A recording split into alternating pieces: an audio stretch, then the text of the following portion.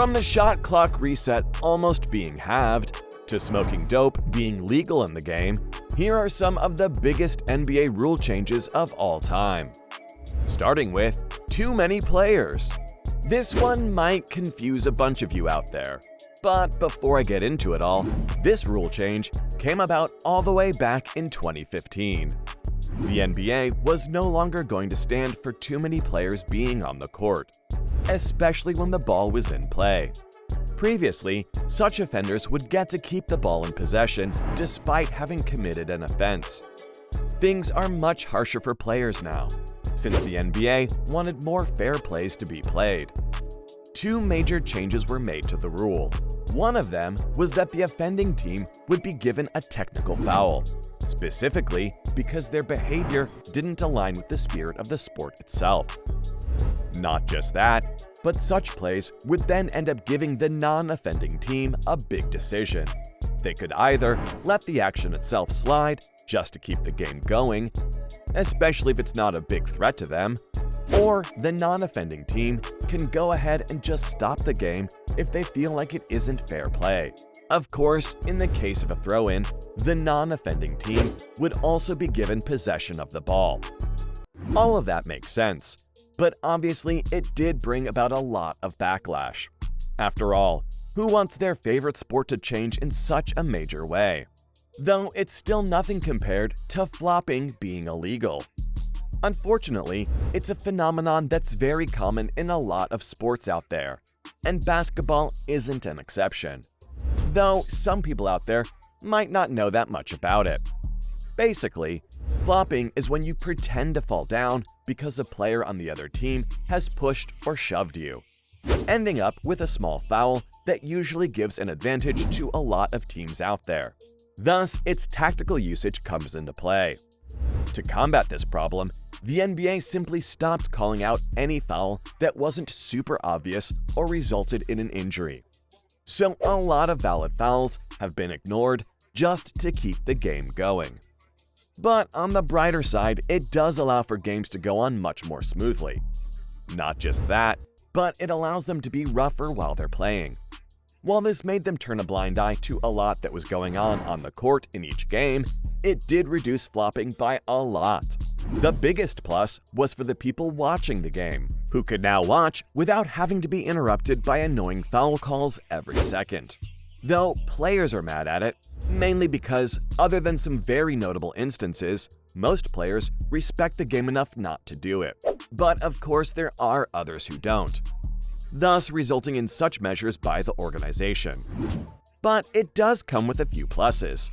The biggest is that plays would be more tactical and play-based rather than depending on calls for a foul over the silliest things. Speaking of being silly, smoking dope isn't an issue with the NBA anymore. Yeah, I'm pretty sure no one saw this coming.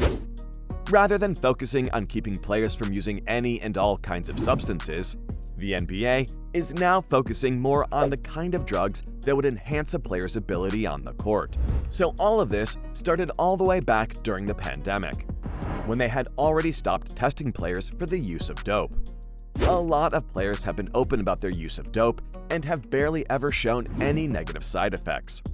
So there's really no need to keep testing players if it doesn't affect the game. And the world is moving towards legalizing it, though there are a few steps that they need to take to set it in stone as of yet.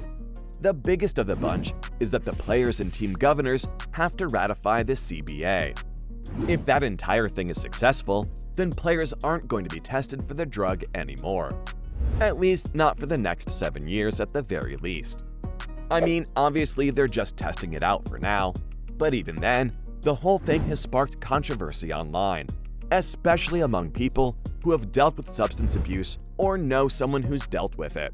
And I mean, no surprises there, right? People are also afraid of kids being exposed to these kinds of substances through the game. On the other hand, though, fans are in favor of the progressive approach that lets players have some fun without the risk of losing their careers. There's no denying that this rule in particular is weird. The NBA has come up with a lot of weirder and much more intense changes over the years. Some have actually changed the way you think of the game. such as the intentional foul rules. I mean, it's pretty much the norm to this day, but the NBA has been trying to combat this particular issue ever since 2016. Though this particular rule change might just have made things really complicated. Apparently, if you were to commit a foul, that too before an inbound pass, then it would be treated the same way as an intentional foul in the last 2 minutes of the game. The reason for this is that they want players to actually play a skilled game, rather than just relying on brute force to force their way to victory. Though you can't deny that it did bring an even more entertaining aspect to the game. On the other hand, you've got the transition foul.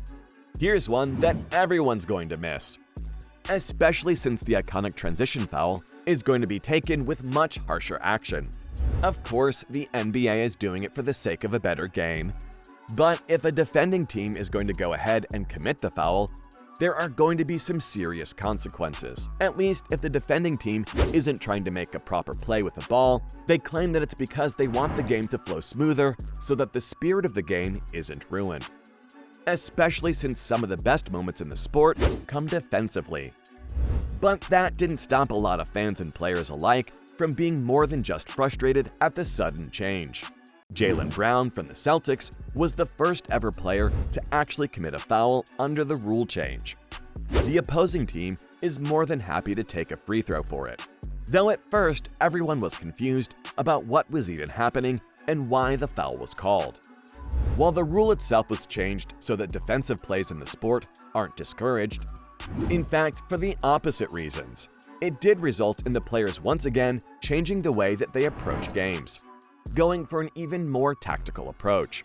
It's starting to look like there isn't going to be much of a difference between basketball and chess at this point. And finally, the shot clock. Here's another rule that completely shocked everyone out there. I mean, the shot clock is arguably one of the aspects of the game that makes it so high energy. It used to reset to 24 seconds after any kind of offensive rebound.